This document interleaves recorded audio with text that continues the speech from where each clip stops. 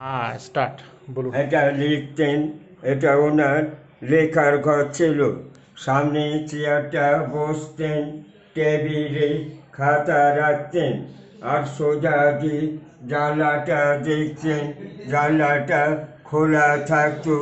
আগে বাঁশগাছ পাঁচিলটা ছিল না। রূপনারায়ণ নদী খেতে বইতো। 2 নম্বর রাখি জুতো আছে, ইজি চেয়ারে কনে লক্ষ্য রাখুন ওনার লাঠি।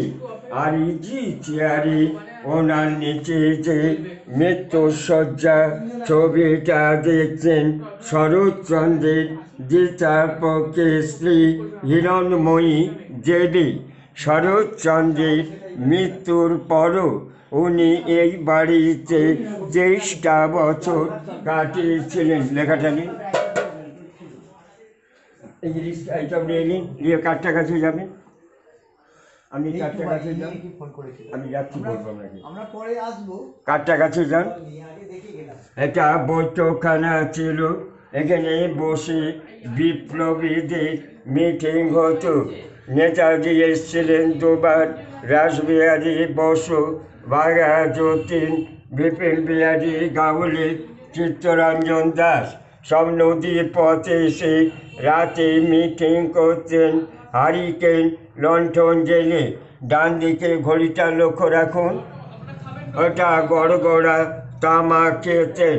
আলমারিতে যে বইগুলো দেখছেন উনি পড়তেন।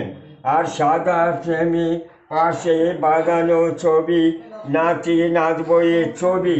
আয়নাটা লক্ষ্য রাখুন, ওটা বেলজিয়াম কাঠের আয়না। সোফাটায় বসতেন।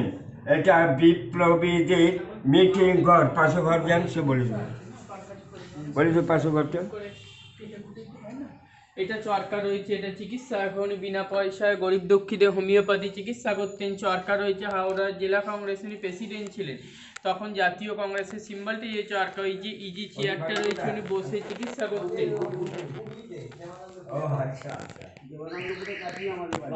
এই খাঁচায় ময়ূর পুষতেন, এটা ঠাকুর তো বলে দিয়েছি। একটা হ্যাঁ, এইটা ময়ূর থাকতেন না? হ্যাঁ, এখন ময়ূর নেই। ময়ূর পুষতেন এখন। আচ্ছা, আর একটা বাগান আছে, ওইটা ঠাকুরটা দেখিয়ে দিন। আচ্ছা, এই পাশে ঠাকুর আছে। হ্যাঁ, রাধাকৃষ্ণ ঠাকুর, শ্বেত পাথরের মূর্তি, আলমারিতে ওষুধ রয়েছে। আচ্ছা আচ্ছা আচ্ছা আচ্ছা।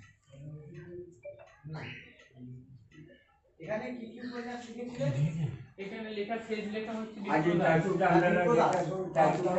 অভাগী স্বর্গ, বামুনের মেয়ে, পল্লী সমাজ, শ্রীকান্তের চতুর্থ পর্ব, কমললতা। শেষ লেখা হচ্ছে বিপ্রদাস। রামের সুমতি এখান থেকেই লিখেছিল তো? না, রামের সুমতি এখানে পিয়ারা গাছ।